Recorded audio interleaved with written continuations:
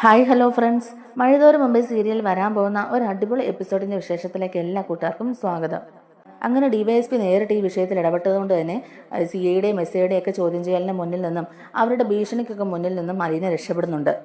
DYSP അലീനയോട് കാര്യങ്ങളെല്ലാം ചോദിച്ചറിയുകയും ഇവർ തന്നോട് മോശമായിട്ടാണ് പെരുമാറിയെന്നുള്ള കാര്യങ്ങളെല്ലാം തന്നെ അലീന തുറന്നു പറയുന്നതോടുകൂടി ഡിവൈഎസ്പി സി ഐയും എസ് ഐയും ഒക്കെ അവിടെ ഇട്ട് കുടഞ്ഞെടുക്കുന്നുണ്ട്. അവർ രണ്ടുപേരെയും എല്ലാവരുടെയും മുമ്പിലിട്ട് നാണം കെടുത്തി എല്ലാവരുടെയും മുമ്പിൽ വെച്ച് ശക്തമായ താക്കീത് നൽകുന്നുണ്ട് സി ഐക്ക്. മേലെ ഈ വക തോന്നിയാസങ്ങളൊന്നും കാണിച്ച് പോലീസുകാരുടെ പേര് കളയാൻ നിൽക്കരുതെന്നൊക്കെ പറഞ്ഞ് ഷൗട്ട് ചെയ്യുകയും ചെയ്യുന്നുണ്ട്. അതിനുശേഷം അവരോട് തന്നെ അലീനയെ വീട്ടിൽ കൊണ്ടാക്കാൻ പറയുന്നുണ്ട് ഡിവൈഎസ്പി. അവസാനം അലീനയുടെ മുമ്പിൽ മുട്ടുമടക്കി നാണം കെട്ടുകൊണ്ട് തന്നെ അവർ അലീനയെ തിരിച്ച് വീട്ടിലെത്തിക്കുകയും ചെയ്യുകയാണ്. ഗേറ്റ് തുറന്ന് ചെല്ലുമ്പോൾ തന്നെ കാണുന്ന കാഴ്ച മുറ്റം ആകെ വികൃതമായിരിക്കുകയാണ്. കാരണം അക്രമാസക്തരായ ജനങ്ങൾ കമ്പും കല്ലും ചൂലും ഒക്കെ മുറ്റത്തോട്ട് വലിച്ചെറിഞ്ഞേക്കുന്നതും വീടിന് നേരെ ആക്രമിക്കാൻ വന്നു എന്നൊക്കെ ഉള്ളത് മനസ്സിലാവുകയാണ്. ഇത് കണ്ടിട്ട് സി ഐ പറയുന്നുണ്ട്, ബലാത്സംഗക്കാരൻ്റെ വീടില്ലേ, അപ്പോൾ ഇതൊക്കെ നാട്ടുകാർ കൊടുത്ത സമ്മാനങ്ങളായിരിക്കും എന്ന് പറഞ്ഞ് അലീനെ ഒന്ന് പരിഹസിച്ച് തന്നെയാണ് അകത്തേക്ക് കയറ്റി വിടുന്നതും. അങ്ങനെ അലീന അകത്ത് കയറിയതിന് ശേഷമാണ് ഇവർ വണ്ടിയൊക്കെ എടുത്തുകൊണ്ട് പിന്നെ സ്റ്റേഷനിലോട്ട് പോകുന്നത്. സി ഐയുടെയും എസ് ഐയുടെയും മനസ്സിലൊക്കെ അലീനോട് ഇപ്പോൾ ഒരു വല്ലാത്ത വൈരാഗ്യം തോന്നുകയാണ് കേട്ടോ. കാരണം സ്റ്റേഷനിൽ വെച്ച് എല്ലാവരുടെ മുമ്പിൽ ഡിവൈഎസ്പി ഇവരെ നാണം കെടുത്തുന്ന പോലെയാണല്ലോ സംസാരിച്ചത്. ഇവരെ കുറ്റപ്പെടുത്തുകയും ഇവരെ നാണം കെടുത്തുകയും ഒക്കെ ചെയ്തുകൊണ്ട് തന്നെ ആ ഒരു ദേഷ്യവും വൈരാഗ്യവും ഒക്കെയാണ് അവർ അലീനയോട് കാണിക്കുന്നത്. എന്നാലും അലീന അങ്ങോട്ടേക്ക് ചെല്ലുന്ന കാണുമ്പോൾ തന്നെ കൃഷ്ണമ്മക്ക് ഒരുപാട് സമാധാനം ആവുന്നുണ്ട്. കൃഷ്ണമോള് അലീനയോട് എല്ലാ കാര്യങ്ങളും ചോദിച്ചറിയുന്നുണ്ട്. ഇത്ര നേരം അവരെന്താണ് സ്റ്റേഷനിൽ ഇരുത്തിയത്, ചേച്ചിയോട് എന്തൊക്കെ ചോദിച്ചു, ചേച്ചി ഉപദ്രവിച്ചോ എന്നുള്ള കാര്യങ്ങളെല്ലാം ചോദിക്കുന്നുണ്ട്. അലീന അപ്പോൾ അവിടെ നടന്ന സംഭവങ്ങളെല്ലാം തന്നെ പറയുന്നുണ്ട് കേട്ടോ. ഡിവൈഎസ്പി നേരിട്ട് ഈ വിഷയത്തിൽ ഇടപെട്ടുകൊണ്ട് മാത്രമാണ് എന്നെ അവർ ഇപ്പോൾ വീട്ടിൽ കൊണ്ടാക്കിയത്, അല്ലെങ്കിൽ ഈ രാത്രി മുഴുവൻ എന്നെ സ്റ്റേഷനിൽ ഇരുത്താനായിരുന്നു അവരുടെ പദ്ധതി എന്നൊക്കെയുള്ള രീതിയിൽ അലീന പറയുകയാണ് കേട്ടോ. അപ്പോൾ ഡിവൈഎസ്പി എങ്ങനെയാണ് ഈ വിഷയത്തിൽ ഇടപെട്ടെന്നുള്ളത് അലീനയ്ക്ക് മനസ്സിലാവുന്നില്ലായിരുന്നു. സ്റ്റേഷനിൽ വെച്ച് നടന്ന കാര്യങ്ങളും ഡിവൈഎസ്പി അവിടെ എത്തിയ കാര്യങ്ങളും എല്ലാം അലീന പറയുമ്പോഴാണ് കൃഷ്ണമോള് രേവതിക്കുട്ടി വിളിച്ച കാര്യങ്ങളും അവർ മറ്റേ ജോബുചായൻ്റെ വീട്ടിൽ പോയ കാര്യങ്ങളും എല്ലാം തന്നെ അലീനയോട് പറയുന്നത്.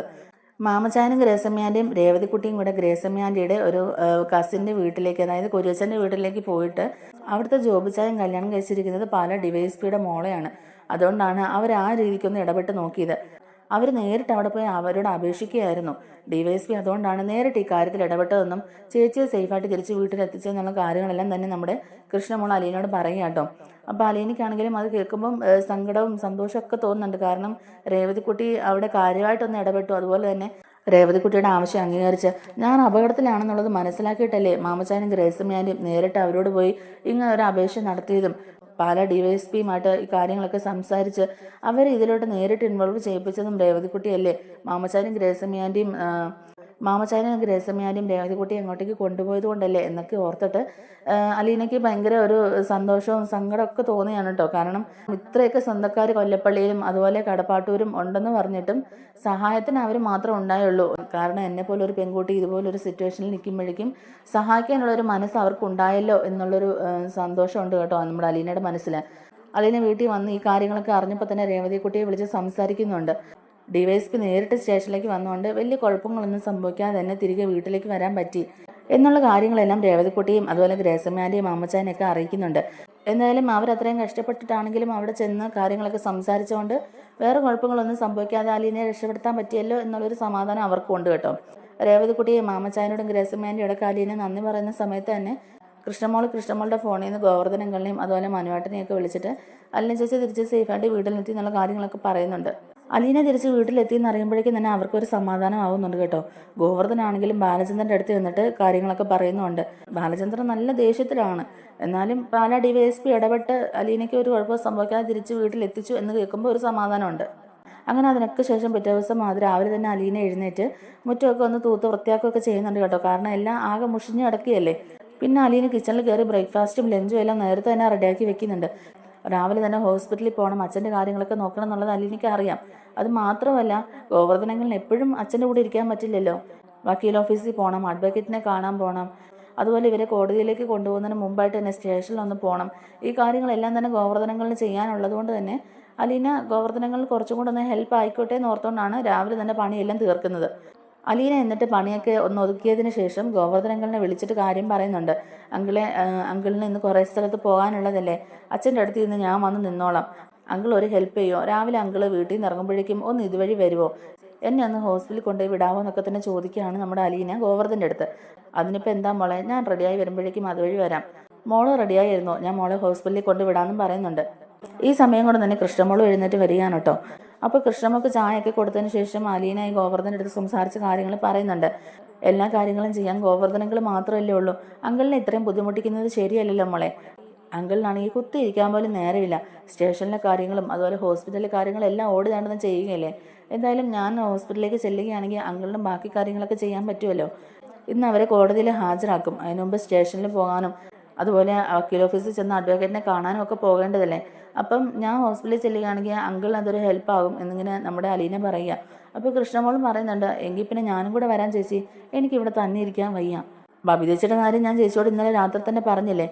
ബബിതേച്ചി ഈ വീട്ടിൽ കിടന്ന് കാണിക്കുന്നതൊക്കെ ഞാൻ ചേച്ചിയോട് ഇന്നലെ തന്നെ പറഞ്ഞല്ലേ. ഞാനും കൂടെ ഹോസ്പിറ്റലിലേക്ക് വരാൻ ചേച്ചി, എനിക്കിവിടെ ഇരിക്കാൻ വയ്യ എന്നിങ്ങനെ നമ്മുടെ കൃഷ്ണമോൾ പറയുമ്പോഴേക്കും അലീന പറയുന്നുണ്ട്, വേണ്ട മോളെ, മോൾ എൻ്റെ കൂടെ ഹോസ്പിറ്റലിലേക്ക് വരണ്ട. ബബിതയെ തന്നെ ഇവിടെ ഇരുത്തിയിട്ട് പോയാൽ ശരിയാവില്ല. അവൾ ഉറപ്പായിട്ടും അവനെ വിളിച്ച് വരുത്തും. അത് പിന്നെ ആരെങ്കിലും കണ്ട് ആരെങ്കിലും അറിഞ്ഞിട്ടുണ്ടെങ്കിൽ അത് ഇതിലും വലിയൊരു നാണക്കേടാകും മോളെ. ഇപ്പോൾ തന്നെ അച്ഛൻ ഇത് സഹിക്കാവുന്നതിലപ്പുറമാ. പിന്നെ അങ്ങനെ ഒരു പേരുദോഷം കൊണ്ട് അച്ഛനെ കേൾക്കേണ്ടി വന്നുള്ള അവസ്ഥ മോൾക്ക് അറിയാലോ. അതുകൊണ്ട് മോൾ എന്തായാലും ഇവിടെ തന്നെ നിൽക്കുക. അവൾ എന്തൊക്കെ പറഞ്ഞാലും മോള് നന്നായിട്ട് തന്നെ തിരിച്ചു പറഞ്ഞു, ഒന്നും പേടിക്കാനില്ല. മോളുടെ കൂടെ ചേച്ചിയുണ്ട്. പിന്നെ അവൾ ആരെങ്കിലും വിളിച്ചിങ്ങോട്ടേക്ക് വരുത്താനാണ് അവളുടെ ശ്രമമെങ്കിൽ മോൾ അപ്പം തന്നെ എന്നെ വിളിച്ചാൽ മതി. ഞാൻ അവിടെ നിന്ന് ഒരു ഓട്ടോ പിടിച്ചാണെങ്കിലും ഇങ്ങോട്ടേക്ക് വന്നോളാം. അവനെ എന്താ ചെയ്യേണ്ടതെന്നൊക്കെയുള്ളത് എനിക്കറിയാം. പിന്നെ ഞാൻ ഇന്ന് മനുവേട്ടൻ്റെ അടുത്ത് കാര്യങ്ങളൊക്കെ ഒന്ന് സൂചിപ്പിക്കാം. അന്നേരം മനുവേട്ടനും കാര്യമായിട്ടൊന്ന് ഇടപെട്ടോളൂ എന്നൊക്കെ തന്നെ അലീന പറയുക കേട്ടോ. അങ്ങനെ കൃഷ്ണമോളെ എല്ലാ കാര്യങ്ങളും ഏൽപ്പിച്ചിട്ട് അലീന ഗോവർദ്ധൻ വരുമ്പോഴേക്കും ഹോസ്പിറ്റലിലേക്ക് പോവുകയാണ്. ഗോവർദ്ധൻ വരുമ്പോഴേക്കും അലീന ചോദിക്കുന്നുണ്ട്, ഇന്ന് അവർക്ക് ജാമ്യം കിട്ടുമോ എന്നൊക്കെ. അപ്പം ഗോവർദ്ധൻ പറയുന്നുണ്ട്, അത് 100% ഉറപ്പില്ല, ജാമ്യം കിട്ടത്തില്ല. ഇതിപ്പോൾ പോക്സോ കേസാ, +2 പഠിക്കുന്ന പെങ്കൊച്ചല്ല, അതിന് 18 വയസ്സ് പോലും ആയിട്ടില്ലെന്നേ. ഇവന്മാർ ഈ തോന്നിയാസങ്ങളെല്ലാം കാണിച്ചു വെച്ചു. ഇതിപ്പോൾ കാട്ടുതീ പോലെ പടർന്നില്ലേ. ഇനി ഇത് അറിയാൻ ആരെങ്കിലും ബാക്കിയുണ്ടോ? ഇനി ഇതിന് ജാമ്യം ഒന്നും കിട്ടത്തില്ല. കോടതിയിൽ നിന്ന് നേരെ ഇവരെ റിമാൻഡ് ചെയ്യാനുള്ള ചാൻസേ ഉള്ളൂ. 15 ദിവസം ഇനി ഇവന്മാരെ സബ് ജയിലിലായിരിക്കും. അതിനിടകൊണ്ട് എന്തെങ്കിലുമൊക്കെ ചെയ്യാനേ നമുക്ക് മുമ്പിൽ വഴിയുള്ളൂ എന്നൊക്കെ തന്നെ ഗോവർദ്ധൻ പറയുകയാണ്. അങ്ങനെ അലീനയും കൂട്ടി നേരെ ഹോസ്പിറ്റലിലേക്ക് ചെല്ലുകയാണ് കേട്ടോ ഗോവർദ്ധൻ. അപ്പോൾ ബാലചന്ദ്രൻ്റെ റൂമിലേക്ക് കയറി ചെല്ലുകയാണ് അലീന. ബാലചന്ദ്രനാണെങ്കിലും അലീനയുടെ ആ ഒരു വരവും കാത്ത് കിടക്കുന്ന പോലെ തന്നെ ഇരിക്കുകയായിരുന്നു കേട്ടോ. ഡോറിൻ്റെ അങ്ങോട്ടേക്ക് നോക്കിക്കൊണ്ട് തന്നെ കിടക്കുകയാണ്. അലീനയെ കണ്ട സന്തോഷത്തിൽ പെട്ടെന്ന് ബാലചന്ദ്രൻ എഴുന്നേറ്റ് ഇരിക്കാനൊക്കെ നോക്കുമ്പോഴേക്കും അവിടെ നിൽക്കുന്ന സിസ്റ്റർ വഴക്ക് പറയുകയാണ്. സാറേ, സാർ ഇങ്ങനെയൊന്നും ചാടി എഴുന്നേക്കരുത്. ആ കുട്ടി ഇങ്ങോട്ടേക്ക് തന്നെയല്ലേ വരുന്നത്, സാറിന് കിടന്നുകൊണ്ട് എന്നെ സംസാരിക്കാമല്ലോ എന്നൊക്കെ ഇങ്ങനെ ചോദിക്കുകയാണ് ആ നേഴ്സ്. അലീനയെ കണ്ട സന്തോഷത്തിൽ നേഴ്സ് പറയുന്ന ഒന്നും ബാലചന്ദ്രൻ കേൾക്കുന്ന പോലുമില്ല. എന്തായാലും അലീന അങ്ങോട്ടേക്ക് വന്നിട്ട്, അച്ഛൻ ഇങ്ങനെ ചെയ്യല്ലേ, അച്ഛൻ ചാടി എഴുന്നേക്കല്ലേ. ദേ, എനിക്ക് ഒരു കുഴപ്പവും സംഭവിച്ചില്ല. അവരെന്നെ ഇന്നലെ രാത്രി തന്നെ വീട്ടിൽ കൊണ്ടുവന്ന് ആക്കിയെന്ന് ഞാൻ അച്ഛനോട് പറഞ്ഞല്ലേ. എനിക്കൊന്നും സംഭവിച്ചിട്ടില്ല, അച്ഛൻ ഇങ്ങനെ പേടിക്കേണ്ട ആവശ്യമൊന്നുമില്ല എന്നൊക്കെ തന്നെ അലീന പറയുന്നുണ്ട്. എന്നാൽ ഓമർ എന്ത് തെണ്ടിത്തരാ മോളെ കാണിച്ചത്. മോളെ എന്ത് ചോദിച്ചറിയാനാണെങ്കിലും അവന്മാർക്ക് വീട്ടിൽ വെച്ച് ചോദിച്ചാൽ പോരായിരുന്നോ? ഞാനില്ലെന്നുള്ള ധൈര്യത്തിൽ അവന്മാർ മോളെ സ്റ്റേഷനിലേക്ക് കൂട്ടിക്കൊണ്ട് പോയത്. എന്തായാലും കറക്റ്റ് സമയത്ത് DYSP ഇടപെട്ടുകൊണ്ടല്ലേ മോളെ അവന്മാർ വീട്ടിൽ കൊണ്ടാക്കിയത്. മോളെ ഇന്നലെ രാത്രി മുഴുവൻ സ്റ്റേഷനിൽ ഇരുത്താനല്ലായിരുന്നു അവരുടെ തീരുമാനം എന്നൊക്കെ ഇങ്ങനെ ബാലചന്ദ്രൻ ചോദിക്കുമ്പോഴേക്കും അലീന പറയുന്നുണ്ട്, അതേ അച്ഛാ, അവർ ഭയങ്കര മോശമായിട്ട് തന്നെയാണ് സംസാരിച്ചത്.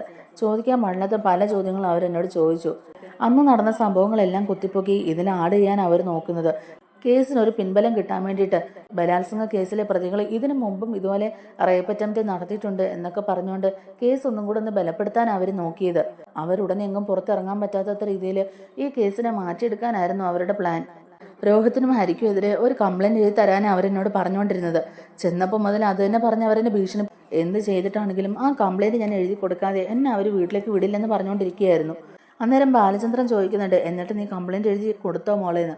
അപ്പോൾ അലീന നിസ്സഹായ അവസ്ഥയോടെ ബാലചന്ദ്രൻ നോക്കിക്കൊണ്ട് തന്നെ പറയുന്നുണ്ട്, അതിനെനിക്ക് പറ്റുമോ അച്ഛാ? ഞാൻ അങ്ങനെ അവർക്കെതിരെ കംപ്ലൈൻറ്റ് എഴുതുമോ? ആ ഹരിക്കെതിരെയാണെങ്കിൽ ഞാൻ ഉറപ്പായിട്ടും എന്തെങ്കിലും എഴുതി കൊടുത്തേനെ. പക്ഷേ രോഹിത് അവൻ എൻ്റെ സ്വന്തം അനിയനല്ലേ അച്ഛാ, എൻ്റെ കൂടപ്പിറപ്പല്ലേ. അവനെതിരെ അങ്ങനെ ഒരു കംപ്ലൈൻറ്റ് എനിക്ക് എഴുതി കൊടുക്കാൻ കഴിയുമോ അച്ഛാ എന്നൊക്കെ ചോദിച്ചുകൊണ്ട് തന്നെ അലീന പൊട്ടിക്കരയുകയാണ്. ഇതെല്ലാം കേട്ടുകൊണ്ട് തന്നെ ഗോവർദ്ധനും അവിടെ നിൽപ്പുണ്ടായിരുന്നു. എന്നിട്ട് ബാലചന്ദ്രൻ ഗോവർദ്ധനോട് ചോദിക്കുന്നുണ്ട്, ഗോവർദ്ധ, എന്തായി ബാക്കി കാര്യങ്ങളൊക്കെ? അവർക്ക് ജാമ്യം കിട്ടുവോടോ എന്നിങ്ങനെ ഒരു പതറിയ സ്വരത്തിൽ ചോദിക്കാട്ടോ. ബാലചന്ദ്രന് നല്ല വിഷമമുണ്ട്. കാരണം സ്വന്തം മോനായി പോയില്ലേ. അവന് വേണ്ടി എന്തെങ്കിലും ഒന്ന് ചെയ്തില്ലെങ്കിൽ പോലീസുകാർ വേണമെങ്കിൽ എല്ലാം കൂടെ അവരുടെ തലയിൽ കെട്ടിവെച്ച് അവരുടെ ജീവിതം തന്നെ ഇല്ലെന്നൊക്കെ നോക്കും. പ്രത്യേകിച്ച് ഇന്നലത്തെ സംഭവം കൂടി കഴിഞ്ഞുകൊണ്ട് അവരിനി അതിനെ എങ്ങനെ വളച്ചൊടിക്കുമെന്നൊന്നും പറയാൻ പറ്റില്ലല്ലോ. അതുകൊണ്ട് ഒരു സങ്കടത്തോടെ തന്നെ ബാലചന്ദ്രൻ ഗോവർദ്ധൻ്റെ അടുത്ത് ചോദിക്കുമ്പോഴേക്കും, ബാലേട്ടാ, ഞാൻ വക്കീലിനെ പോയി കണ്ടായിരുന്നു. പിന്നെ +2 പഠിക്കുന്ന പെങ്കൊച്ചല്ലേ, ഇതിപ്പോൾ പോക്സോ കേസാ, നമുക്കിവിടെ ഒന്നും ചെയ്യാൻ പറ്റില്ലെന്ന് തന്നെ പുള്ളിയും പറയുന്നത്. എന്തായാലും റിമാൻഡ് ചെയ്യും. റിമാൻഡ് ചെയ്യാതിരിക്കാൻ വേറെ വഴിയൊന്നുമില്ല. റിമാൻഡിങ് പീരീഡ് കഴിയുന്നതിന് മുമ്പ് നമുക്ക് വേറെ എന്തെങ്കിലും ചെയ്യാൻ പറ്റുമെന്ന് നോക്കണം. അതേ ഉള്ളൂ ഇപ്പോൾ നമുക്ക് മുമ്പിലുള്ള ഓപ്ഷൻ. പ്രതികൾ 4 പേരും കുറ്റം സമ്മതിക്കുകയും ചെയ്തു. അതുപോലെ തന്നെ പീഡനത്തിനിരയായ പെൺകുട്ടിയുടെ മൊഴിയും പോലീസുകാർ എടുത്തിട്ടുണ്ട്. അതൊക്കെ കണക്കിലെടുക്കുമ്പോഴേക്കും എന്തായാലും ജാമ്യം കിട്ടാൻ ഒരു വഴിയില്ല എന്നൊക്കെ ഇങ്ങനെ ഗോവർദ്ധൻ പറയുക കേട്ടോ. എന്നാലും നമുക്കൊന്ന് ശ്രമിച്ചു നോക്കാം എന്ന് വക്കീൽ പറഞ്ഞിട്ടുണ്ട് എന്നിങ്ങനെ പറയുമ്പോഴേക്കും ഇനി എന്തോന്ന് ശ്രമിക്കാൻ, അവൻ്റെ ഭാവി പോയില്ലേടോ, ഇനി ശ്രമിച്ചിട്ട് എന്ത് കാര്യം? ഇനി അവന് പുറത്തിറങ്ങി നടക്കാൻ പറ്റുമോ? അവന് നല്ലൊരു ജോലി കിട്ടുമോ? അവൻ ഇനി ഉയരങ്ങളിലേക്ക് എത്താൻ പറ്റുമോ എന്നൊക്കെ ഇങ്ങനെ ബാലചന്ദ്രൻ പിറുപുറത്തോണ്ട് തന്നെ കിടക്കുകയാണ്. ബാലചന്ദ്രൻ ഇതൊക്കെ പറഞ്ഞു കഴിയുന്നതിന് മുമ്പായിട്ട് തന്നെ ബാലചന്ദ്രൻ കരഞ്ഞു പോവുക കേട്ടോ. അലീനയ്ക്കാണെങ്കിലും അത് കാണുമ്പോൾ ഭയങ്കര സങ്കടമാണ്. ഞാൻ എന്തായാലും സ്റ്റേഷനിലോട്ടൊന്ന് ചെല്ലട്ടെ ബാലേട്ട, അവിടുത്തെ കാര്യങ്ങളും കൂടി ഒന്ന് നോക്കട്ടെ. എന്തായാലും ഇപ്പോൾ ഇവിടെ അലീന ഉണ്ടല്ലോ, എന്തായാലും ഇപ്പം ബാലേട്ടൻ്റെ അടുത്ത് അലീന ഉണ്ടല്ലോ, കുറച്ച് കഴിയുമ്പോഴേക്കും സുലോചനയും ഇങ്ങോട്ടേക്ക് വന്നോളും. ഇന്ന് അവരെ കോടതിയിൽ ഹാജരാക്കുന്ന ദിവസമല്ലേ, അതുകൊണ്ട് എനിക്ക് വക്കീൽ ഓഫീസിൽ വന്ന് പോകണം എന്നൊക്കെ തന്നെ ഗോവർദ്ധൻ പറയുന്നുണ്ട്. എന്നാൽ താൻ അങ്ങോട്ടേക്ക് പൊക്കോ, അലീന ഇവിടെ ഉണ്ടല്ലോ എന്ന് പറഞ്ഞിട്ട് തന്നെ ഗോവർദ്ധനെ പറഞ്ഞു വിടുകയാണ് നമ്മുടെ ബാലചന്ദ്രൻ. ഗോവർദ്ധൻ പോയതിനു ശേഷം അലീനയോട് ബാലചന്ദ്രൻ ചോദിക്കുന്നുണ്ട്, മോളെ അവരിന്നലെ സ്റ്റേഷനിൽ കൊണ്ടുപോയിട്ട് നിന്നെ ഉപദ്രവിക്കുകയോ വല്ലതും ചെയ്തോ, നിന്നോട് മോശമായിട്ട് പെരുമാറുമോ എന്തെങ്കിലും ചെയ്തോ എന്നൊക്കെ ഇങ്ങനെ ചോദിക്കുമ്പോഴേക്കും അലീന പറയുന്നുണ്ട്, അച്ഛാ അങ്ങനെ ഉപദ്രവിച്ചൊന്നുമില്ല, പിന്നെ പോലീസുകാരല്ലേ, അവരുടേതായ രീതിക്ക് കുറേ ചോദ്യങ്ങൾ ചോദിച്ചു. അവരുടെ മുമ്പിൽ ഞാൻ മുട്ടുമടക്കില്ലെന്ന് മനസ്സിലായപ്പോഴേക്കും അവരെന്നെ കുറേ ഭീഷണിപ്പെടുത്തുകയൊക്കെ ചെയ്തു. പക്ഷേ ആ ഭീഷണിക്ക് ഞാൻ വഴങ്ങിയില്ല. എന്തു വന്നാലും അവർക്കെതിരെ ഒരു കംപ്ലൈൻറ്റ് എഴുതി കൊടുക്കുകയില്ല എന്ന് ഞാൻ അവരോട് തീർത്ത് പറഞ്ഞു. അതുകൊണ്ട് എന്നോട് കുറച്ച് ദേഷ്യപ്പെടുകയൊക്കെ ചെയ്തു. ക്രിമിനലുകളെയൊക്കെ ചോദ്യം ചെയ്യുന്ന ടോർച്ചർ റൂമിലേക്ക് അവരെന്നെ കൊണ്ടുപോയി. അവിടെ കൊണ്ടുപോയി ചോദ്യം ചെയ്യാനായിട്ട് തുടങ്ങിയപ്പോഴേക്കുമാണ് DYSP അങ്ങോട്ടേക്ക് എത്തിയത്. പിന്നെ ആ സാറ് വന്ന് കാര്യങ്ങളെല്ലാം ചോദിച്ചറിയുകയൊക്കെ ചെയ്തു. എന്തുകൊണ്ടാണ് അന്ന് തന്നെ ഒരു പരാതി കൊടുക്കാനെന്ന് ആ സാറും എന്നോട് ചോദിച്ചു. അങ്ങനെ ഒരു പരാതി കൊടുത്തിരുന്നെങ്കിൽ അന്ന് തന്നെ അവർക്ക് വേണ്ട ഒരു ശിക്ഷ കിട്ടിയിരുന്നെങ്കിൽ ഇന്നിപ്പോൾ ഈ പെൺകുട്ടിയുടെ ജീവിതം ഇങ്ങനെ ആവില്ലായിരുന്നു എന്നൊക്കെ അവരെന്നോട് പറഞ്ഞു. അപ്പോൾ എനിക്കും അങ്ങനെ തോന്നിയായിരുന്നു വെച്ചാ, ഞാൻ കാരണം കൂടിയിട്ടല്ലേ ആ പെൺകുട്ടിക്ക് ഇന്നിങ്ങനെ ഒരു അവസ്ഥ ഉണ്ടായത്. അന്ന് തന്നെ ഞാൻ ഇവർക്കെതിരെ ഒരു പരാതി കൊടുത്തിരുന്നെങ്കിൽ ഇവർ പിന്നെയും ഇതുപോലെ പെൺകുട്ടികളെ ഉപദ്രവിക്കാൻ നോക്കില്ലായിരുന്നല്ലോ അച്ഛാ. എനിക്കതിലൊരു കുറ്റബോധം തോന്നുകയൊക്കെ ഉണ്ടായി എന്നൊക്കെ തന്നെ അലീന പറയുകയാണ് കേട്ടോ. അപ്പോൾ ബാലചന്ദ്രൻ ഒന്നും തന്നെ മിണ്ടാതെ ഇങ്ങനെ കിടക്കുകയാണ്. കാരണം ബാലചന്ദ്രനോട് ഒന്നും പറഞ്ഞിട്ടും കാര്യമില്ലെന്നുള്ളത് നമ്മുടെ അലീനയ്ക്ക് അറിയാം. കാരണം അലീന വിഷമിക്കുന്നതിനേക്കാൾ കൂടുതൽ തന്നെ ബാലചന്ദ്രൻ വിഷമിക്കുന്നുണ്ടെന്നുള്ളത്, ആ മനസ്സ് നീറിപ്പോകുകയാണെന്നൊക്കെ ഉള്ളത് അലീനയ്ക്ക് അറിയാം. അതുകൊണ്ട് അലീന പിന്നെ കൂടുതൽ കാര്യങ്ങളൊന്നും പറയുന്നില്ല കേട്ടോ. അപ്പോൾ ബാലചന്ദ്രൻ ചോദിക്കുന്നുണ്ട്, അല്ല മോളെ DYSP എങ്ങനെയാണ് ആ സമയത്ത് അവിടെ എത്തിയെന്നൊക്കെ ചോദിക്കുക. അപ്പോൾ അലീന പറയുന്നുണ്ട്, അത് രേവതിക്കുട്ടി കാരണം വെച്ചാ, ഞാൻ അപകടത്തിലാണെന്ന് മനസ്സിലാക്കിയിട്ട് മാമച്ചാനും ഗ്രേസിമാൻ്റെയും രേവതിക്കുട്ടിയും കൂടിയാണ് ഈ DYSPയുമായിട്ട് ബന്ധപ്പെട്ടെന്ന് പറയുക കേട്ടോ. അങ്ങനെ ഒരു റെക്കമെൻഡേഷൻ കൊണ്ട് മാത്രം അയാൾ ഇതിൽ ഇത്ര കാര്യമായിട്ട് ഇടപെടുമോ എന്നിങ്ങനെ ചോദിച്ചപ്പോഴേക്കും അലീന പറയുന്നുണ്ട്, അത് പിന്നെ അച്ഛ അങ്ങനെയല്ല. കുറുവിലങ്ങാട് ഗ്രേസിമാൻ്റെ ഒരു കസൻ ഉണ്ട്, കുര്യച്ചൻ്റെ മകൻ ജോബിച്ചായൻ കല്യാണം കഴിച്ചിരിക്കുന്നത് പാലാ DYSPയുടെ മോളെയാണ്. അപ്പോൾ എൻ്റെ കാര്യങ്ങളൊക്കെ അറിഞ്ഞപ്പോഴേക്കും അവരുടെ മുമ്പിൽ ആദ്യം തന്നെ തെളിഞ്ഞു വന്നത് ഈ ഒരു ഓപ്ഷനായിരുന്നു. പിന്നെ അവർ നോക്കിയിരുന്നില്ല, പെട്ടെന്ന് തന്നെ റെഡിയായി നേരെ അവർ കുര്യച്ചൻ്റെ വീട്ടിലേക്ക് ചെന്നു. അവിടെ ചെന്നിട്ട് ജോബിച്ചനെയും ആ DYSPയുടെ മോളെയും വിളിപ്പിച്ചു. അവിടെ ചെന്ന് കാര്യങ്ങൾക്കൊക്കെ ഒരു തീരുമാനം ഉണ്ടാക്കി. ജോബിച്ചൻ്റെ അമ്മായച്ചനാണല്ലോ DYSP, പുള്ളിയോട് കാര്യങ്ങളൊക്കെ പറഞ്ഞു. നിരപരാധിയായ എന്നെ വെറുതെ സ്റ്റേഷനിൽ കൊണ്ട് ഇരുത്തിരിക്കുകയാണെന്നും ചോദ്യം ചെയ്യാനാണെന്നും പറഞ്ഞ് ഇത്ര നേരമായിട്ടും വീട്ടിലേക്ക് വിട്ടില്ല എന്നൊക്കെ പറഞ്ഞ് ആ കൊച്ചാണ് ഒന്ന് അവിടെ വരെ പോയി അന്വേഷിക്കാമെന്നൊക്കെ ചോദിച്ചത്. അങ്ങനെയാണ് DYSP ആ സമയത്ത് അവിടെ എത്തിയതും അവരുടെ കയ്യിൽ നിന്ന് എന്നെ രക്ഷപ്പെടുത്തിയെന്നൊക്കെയുള്ള കാര്യങ്ങൾ അലീന ബാലചന്ദ്രനോട് പറയുന്നുണ്ട്. അത് കേൾക്കുമ്പോൾ ബാലചന്ദ്രൻ ഒത്തിരി സമാധാനം ആവുന്നുണ്ട്. ബാലചന്ദ്രൻ പറയുന്നുണ്ട്, ഇത്രയൊക്കെ പേരിവിടെ ഉണ്ടെന്ന് പറഞ്ഞിട്ടും അവർ മാത്രമേ ഉണ്ടായിരുന്നുള്ളൂ അല്ലേ സഹായിക്കാൻ എന്നിങ്ങനെ ബാലചന്ദ്രൻ ചോദിക്കുക. അവരെങ്കിലും ഉണ്ടായിരുന്നല്ലോ അച്ഛാ, ഒരാപത്ത് സംഭവിക്കാതെ രക്ഷപ്പെട്ടില്ലേ എന്നിങ്ങനെ നമ്മുടെ അലീന തിരിച്ചും ചോദിക്കുന്നുണ്ട്. ഈ സമയം കൊണ്ട് തന്നെ അങ്ങോട്ടേക്ക് മനു എത്തുന്നുണ്ട്.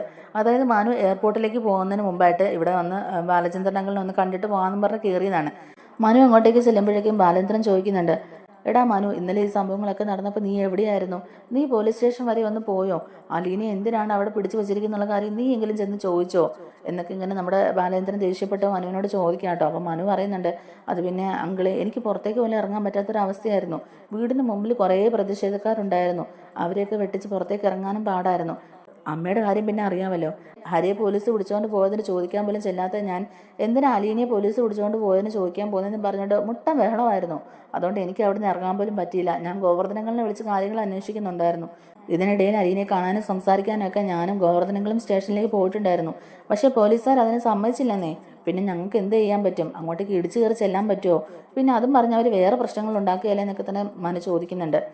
എന്നാലും വന്നാലും പോയാലും ആകെ സഹായിക്കാനുള്ളത് ആ മാമച്ചാനും ഗ്രേസിമാരെയും രേവതിക്കുട്ടിയും മാത്രമേ ഉള്ളായിരുന്നു. എന്തായാലും അലീനയ്ക്ക് കുഴപ്പങ്ങളൊന്നും സംഭവിക്കാതെ തിരിച്ച് വീട്ടിലെത്തിയില്ലേ എങ്കിലേ അത് തന്നെ വലിയ കാര്യമല്ലേ. കറക്റ്റ് സമയത്ത് DYSP ഇടപെട്ടതുകൊണ്ട് ആ പോലീസുകാരുടെ ഉദ്ദേശം നടന്നില്ലല്ലോ എന്നിങ്ങനെ പറയാമാനും. ബാലചന്ദ്രൻ എന്നിട്ട് ചോദിക്കുന്നുണ്ട്, അല്ല നീ ഇപ്പം ഇത് എങ്ങോട്ടേക്കാണ് പോകുന്നത്, ഇങ്ങോട്ടേക്ക് വന്നതാണോ അതോ സ്റ്റേഷനിലേക്ക് പോകാൻ ഇറങ്ങിയതാണോ എന്നിങ്ങനെ ചോദിക്കുമ്പോഴേക്കും മനു പറയുന്നുണ്ട്, ഞാൻ പോലീസ് സ്റ്റേഷനിലേക്ക് അല്ല അങ്കിളെ, ഞാൻ എയർപോർട്ടിലേക്ക് പോവാ, അച്ഛൻ കുറച്ച് കഴിയുമ്പോഴേക്കും ലാൻഡ് ചെയ്യും, അച്ഛനെ കൂട്ടിക്കൊണ്ട് വരാനായിട്ട് പോവാന്നൊക്കെ മനു പറയുന്നുണ്ട്. ബാലേന്ദ്രൻ ചോദിക്കുന്നുണ്ട്, അപ്പോൾ ശിവേട്ടൻ എത്തിയല്ലേ എന്നിങ്ങനെ. അച്ഛന് വരാതിരിക്കാൻ പറ്റില്ലല്ലോ. അച്ഛന് വരാതിരിക്കാൻ പറ്റില്ല അങ്കിളെ, എനിക്ക് ഈ കാര്യങ്ങളിലൊന്നും ഇടപെടാൻ പറ്റത്തില്ലെന്ന് ഞാൻ അച്ഛനോട് തീർത്ത് പറഞ്ഞിട്ടുണ്ട്. ഹരിയുടെയും രോഹിത്തിൻ്റെയും കാര്യത്തിലൊക്കെ എന്തെങ്കിലുമൊക്കെ തീരുമാനങ്ങൾ ഉണ്ടാക്കണമെങ്കിൽ അച്ഛൻ ഇവിടെ വന്നേ പറ്റുള്ളൂ എന്ന് ഞാൻ ഫോൺ വിളിച്ച് പറഞ്ഞു. കടപ്പാട്ടൂർ അങ്കിളും ആൻറ്റിയും ഹോസ്പിറ്റലിലാണ്. അവിടെ അവിടെ കാര്യങ്ങളൊക്കെ വേണ്ട വിധത്തിൽ നോക്കി ചെയ്യാൻ ആരുമില്ല. കൊല്ലപ്പള്ളിയിലാണെങ്കിൽ ഞാൻ മാത്രമേ ഉള്ളൂ. എനിക്ക് തന്നെ എല്ലാ കാര്യങ്ങളും കൂടെ ഹാൻഡിൽ ചെയ്യാൻ പറ്റില്ല. അതുകൊണ്ട് അച്ഛനോ അല്ലെങ്കിൽ കൊച്ചച്ഛനോ ആരെങ്കിലും ഒരാൾ പെട്ടെന്ന് തന്നെ ഇവിടെ വന്നേ പറ്റുള്ളൂ എന്നൊക്കെ ഞാൻ പറഞ്ഞായിരുന്നു. കൊച്ചച്ഛൻ്റെ മക്കൾ തെറ്റൊന്നും ചെയ്തിട്ടില്ലല്ലോ, അതുകൊണ്ട് കൊച്ചച്ഛൻ ഇക്കാര്യത്തിൽ അങ്ങനെ ഇടപെടുമെന്ന് തോന്നുന്നില്ല. പിന്നെയും അച്ഛൻ വന്നാലല്ലേ എന്തെങ്കിലും കാര്യങ്ങൾക്കൊക്കെ നീക്കുപോക്ക് ഉണ്ടാക്കാൻ പറ്റുള്ളൂ. അതുകൊണ്ട് അച്ഛനോട് തന്നെ കയറി വരാൻ പറഞ്ഞുകൊണ്ട് അച്ഛൻ എമർജൻസി ആയിട്ട് ടിക്കറ്റ് എടുത്ത് വന്നു. ഇനിയിപ്പം കുറച്ച് സമയത്തിനുള്ളിൽ തന്നെ എയർപോർട്ടിൽ ലാൻഡ് ചെയ്യും, അവിടുന്ന് വേറെ വിളിച്ചുകൊണ്ട് വരണം എന്നിങ്ങനെ നമ്മുടെ മനു പറയുന്നുണ്ട്. എന്നിട്ട് അലീനയോടും ഇന്നലെ പോലീസുകാർ ചോദ്യം ചെയ്തതിൻ്റെ കാര്യങ്ങളൊക്കെ ചോദിച്ച് അറിയുന്നുണ്ട് മനു. എന്തായാലും സമയം ഇത്ര ആയില്ലേ, ഇപ്പം അച്ഛൻ എയർപോർട്ടിൽ ഇറങ്ങാറായിട്ടുണ്ടാകും, ഞാൻ എന്തായാലും അച്ഛനെയും കൂട്ടിക്കൊണ്ട് ഇങ്ങോട്ടേക്ക് വരാമെന്നൊക്കെ പറഞ്ഞുകൊണ്ട് തന്നെ മനു അവിടുന്ന് പോകുന്നുണ്ട് കേട്ടോ. ഇതേ സമയത്ത് തന്നെ ബാലചന്ദ്രൻ്റെ റൂമിൽ ആരൊക്കെ വരുന്നുണ്ട്, ബാലചന്ദ്രനോട് ആരൊക്കെ എന്തൊക്കെ പറയുന്നുണ്ട്, അലീനയുടെ കാര്യങ്ങളും അതുപോലെ മനുവിൻ്റെയും ഗോവർദ്ധൻ്റെയും കാര്യങ്ങളെല്ലാം പറഞ്ഞു കൊടുക്കുന്ന ഒരു നേഴ്സ് ഉണ്ടല്ലോ നമ്മുടെ വൈജയുടെ കൂടെ. അപ്പോൾ ആ നേഴ്സ് അലീന ബാലചന്ദ്രൻ്റെ അടുത്ത് വന്നെന്നുള്ള കാര്യങ്ങളൊക്കെ മനസ്സിലാക്കിക്കൊണ്ട് തന്നെ വൈജയുടെ അടുത്ത് എന്ന് കാര്യങ്ങളൊക്കെ പറഞ്ഞു കൊടുക്കുകയാണ്. അപ്പോൾ വൈജ ആകെ കലിച്ചിരിക്കുകയാണ് കേട്ടോ. അപ്പോൾ അലീനയെ പോലീസ് സ്റ്റേഷനിൽ നിന്ന് തിരിച്ച് ഇന്നലെ രാത്രി തന്നെ വിട്ടു, അവൾക്കൊരു കുഴപ്പവും സംഭവിച്ചിട്ടില്ല, അവൾ ആരും ഉപദ്രവിച്ചിട്ടൊന്നുമില്ല, ജസ്റ്റ് ചോദ്യം ചെയ്യാൻ മാത്രമാണ് അവളെ കൂട്ടിക്കൊണ്ട് പോയത് എന്നുള്ള കാര്യങ്ങളൊക്കെ മനസ്സിലാക്കിയിട്ട് നമ്മുടെ വൈജ ആകെ ദേഷ്യപ്പെട്ടിരിക്കുകയാണ്. കാരണം അവളെ തിരിച്ചു വിട്ടയക്കുകയും ചെയ്തു, അവൾക്കൊന്നും സംഭവിച്ചുമില്ല, അവളിപ്പോൾ ബാലചന്ദ്രൻ്റെ അടുത്ത് ഉണ്ട് എന്നും കൂടെ കേൾക്കുമ്പോഴേക്കും അതൊട്ടും തന്നെ വൈജയ്ക്ക് സഹിക്കാൻ പറ്റുന്നില്ല. സ്വന്തം മോൻ ജയിലിൽ കിടന്ന് നശിച്ചു പോയാലും കുഴപ്പമില്ല, അലീനെ സന്തോഷത്തോണ്ടിരിക്കാൻ പാടില്ല, അവൾക്ക് എന്തെങ്കിലും അപകടം സംഭവിക്കണം എന്ന് ഓർത്തോണ്ടിരിക്കുകയാണ് വൈജ. അങ്ങനെ കുറച്ച് സമയത്തിന് ശേഷം നമ്മുടെ ശിവനെയും കൂട്ടിക്കൊണ്ട് തന്നെ മനു അങ്ങോട്ടേക്ക് വരുന്നുണ്ട്. ശിവൻ ബാലചന്ദ്രൻ്റെ റൂമിലേക്കാണ് ആദ്യം വരുന്നത്. എന്നിട്ട് ബാലചന്ദ്രനോട് തന്നെ ഈ കേസിനെ കുറിച്ചുള്ള കാര്യങ്ങളൊക്കെ സംസാരിക്കുകയാണ്. ബാലചന്ദ്രൻ പറയുന്നുണ്ട്, ഇതറിഞ്ഞപ്പോൾ മുതലേ ഗോവർദ്ധൻ ഇതിൻ്റെ പിന്നാലെയാണ്, അവനെ കൊണ്ട് പറ്റുന്ന പോലെല്ലാം അവൻ ചെയ്തു. രാഷ്ട്രീയക്കാരുമായിട്ടോ അല്ലെങ്കിൽ മുതിർന്ന ഏതെങ്കിലും ഉദ്യോഗസ്ഥരുമായിട്ടോ വല്ല പിടിപാട് വല്ലതും ഉണ്ടെങ്കിലല്ലേ എന്തെങ്കിലും കാര്യങ്ങൾക്ക് നീക്കമൊക്കെ ചെയ്യാൻ പറ്റുള്ളൂ. ഇതിപ്പോൾ പോലീസുകാർ എല്ലാ പഴുതും അടച്ചാണ് അവരെ കോടതിയിൽ ഹാജരാക്കാൻ തീരുമാനിച്ചേക്കുന്നത്. അതുകൊണ്ട് റിമാൻഡ് ചെയ്യാനുള്ള ചാൻസ് കൂടുതലാണെന്നാണ് വക്കീലന്മാർ പറയുന്നത്. പീഡനത്തിനിരയായ പെൺകുട്ടികളുടെ മൊഴി അത്രയും സ്ട്രോങ് ആയിട്ട് തന്നെ എടുത്തിട്ടുമുണ്ട്, അതുകൊണ്ട് ജാമ്യം കിട്ടാൻ പാടായിരിക്കുമെന്ന ഗോവർദ്ധൻ പറഞ്ഞെന്ന് തന്നെ ബാലേന്ദ്രൻ പറയുക കേട്ടോ. കാരണം ഇതുപോലൊരു ചെറ്റത്തര അവന്മാർ കാണിച്ചല്ലോ എന്നൊക്കെ ഓർത്തുകൊണ്ട് തന്നെ ഒരു വിഷമത്തിലും സങ്കടത്തിലൊക്കെയാണ് ശിവനും. എന്നിട്ട് ശിവൻ പറയുന്നുണ്ട്, പാലാ ഡി വൈ എസ് പിയുമായിട്ട് ഞാനൊന്ന് മുട്ടി നോക്കട്ടെ, അയാളുമായിട്ട് കുറച്ച് സ്വരുമയിലാണ്, എന്തായാലും അയാളോടൊന്ന് സംസാരിച്ച് നോക്കാം, കുട്ടിക്ക് കാര്യമായ പ്രശ്നങ്ങളൊന്നും ഇല്ലെങ്കിൽ കുറച്ച് പൈസ കൊടുത്തിട്ടാണെങ്കിലും ഈ കേസ് എങ്ങനെയെങ്കിലും ഒതുക്കാൻ പറ്റുമെന്നൊക്കെ ഉള്ളത് നോക്കണം എന്നൊക്കെ പറഞ്ഞിട്ടാണ് നമ്മുടെ ശിവേട്ടൻ അവിടെ നിന്ന് പോകുന്നത്. ശിവൻ അങ്ങനെയൊക്കെ പറയുന്നുണ്ടെങ്കിലും ബാലചന്ദ്രൻ തിരിച്ച് ഒന്നും തന്നെ മിണ്ടുന്നില്ല കേട്ടോ. കാരണം ഹരിയാണ് രോഹിത്തിനെയും കൂടെ ഇതുപോലൊരു ചതിയിൽ കൊണ്ട് പെടുത്തിയെന്നുള്ളത് ബാലചന്ദ്രൻ അറിയാമല്ലോ. അത് മനസ്സിലായതുകൊണ്ട് തന്നെ ബാലചന്ദ്രൻ കൂടുതൽ ശിവനോടൊന്നും സംസാരിക്കുന്നൊന്നുമില്ല കേട്ടോ.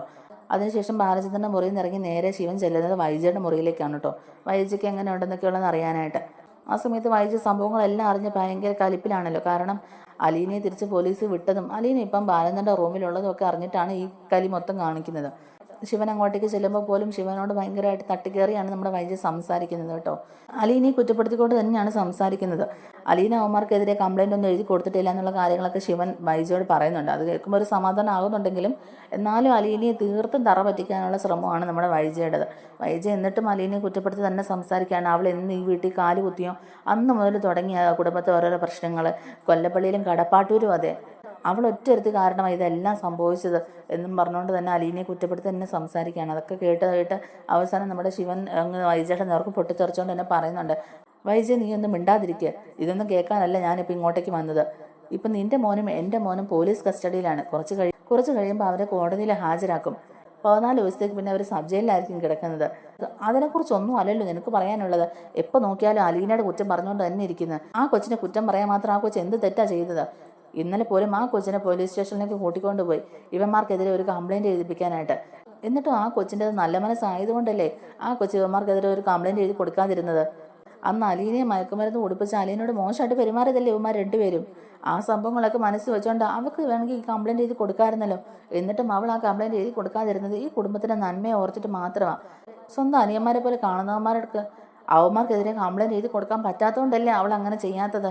പിന്നെ എന്തിനും ഏതിനും അലീനയെ കുറ്റം പറയുന്നത് എന്തിനെന്നൊക്കെ ചോദിച്ചുകൊണ്ട് തന്നെ ഇനിയെങ്കിലും അലീനയെ കുറ്റം പറയുന്ന ഒന്ന് നിർത്ത് എന്നും പറഞ്ഞുകൊണ്ട് തന്നെ ദേഷ്യപ്പെടുകയാണ് നമ്മുടെ വൈജയുടെ നേർക്ക്.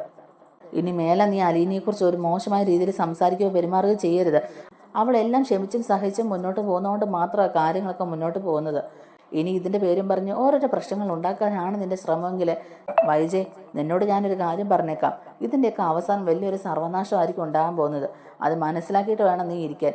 എന്തിനു വെറുതെ നീ എപ്പോഴും അവളെ ഇങ്ങനെ കുറ്റം പറഞ്ഞുകൊണ്ടിരിക്കുന്നേ? നീ ആദ്യം നിന്റെ ബാക്ക്ഗ്രൗണ്ട് നോക്കണം, നിന്റെ കാര്യങ്ങൾ നീ നോക്കണം.